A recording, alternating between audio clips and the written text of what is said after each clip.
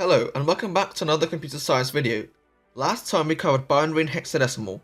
This time we're going to learn about computer hardware. This is the rock hard physical aspects of a computer, which you can actually touch and see unlike software. Okay, let's not waste time and just get on with it.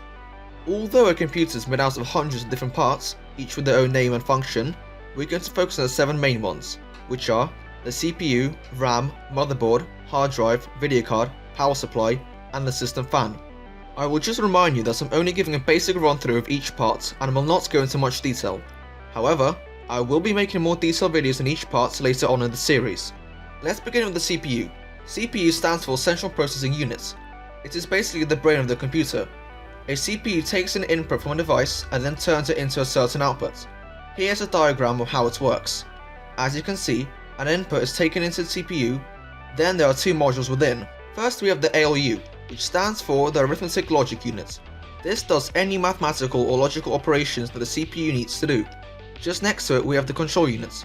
The Control Unit tells the rest of the CPU how to respond to instructions, where to send data, and etc. In other words, a good analogy for it would be an orchestra conductor.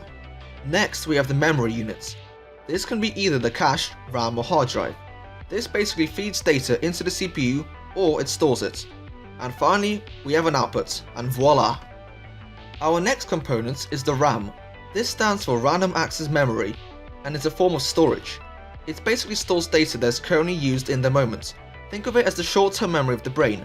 For example, when doing a maths problem, you store numbers in your head temporarily to solve the problem, but then you forget about it as soon as you are done, since it is useless to keep forever, and unlike a hard drive, it loses its data whenever the computer is turned off. Next on the list we have the motherboard. This is that massive circuit on which all the rest of the components sit. It connects all the parts together through buses. It does a variety of things from connecting I/O devices to supplying a computer with power. Next we have the hard drive. This is the main large storage of the computer, and it's the long-term memory of the computer, meaning it will not lose data when the power is turned off. And unlike the RAM, it can hold much more data than 8 GB, sometimes reaching to 2 TB in some beefy computers. The hard drive uses magnets to store data, by using rotating magnetic disks and a moving arm which reads the data. The next component is the video card. In a nutshell, this is the component that generates an image on your screen. Although it's sometimes referred as a GPU, they are not exactly the same thing but are similar. However, the GPU is a part of the video card. It is pretty similar to a CPU, with the main difference being that it has a lot of tiny little cores that do lots of geometry problems. And like I said earlier, I will cover each component in more detail in later videos. Next we have the power supply. I think this is pretty self-explanatory. It provides the system with power. Without it, the computer would not work. And finally, we have the system fan. This cools down the hardware so it does not overheat. Why do computers overheat, you ask? Well, a CPU is made of a bunch of transistors, which either allow electricity to flow through or not. All these electrons flowing by have a lot of energy, and thus it heats the CPU up. This is why it is important to have a good cooling system, since they can get hot enough to cook food.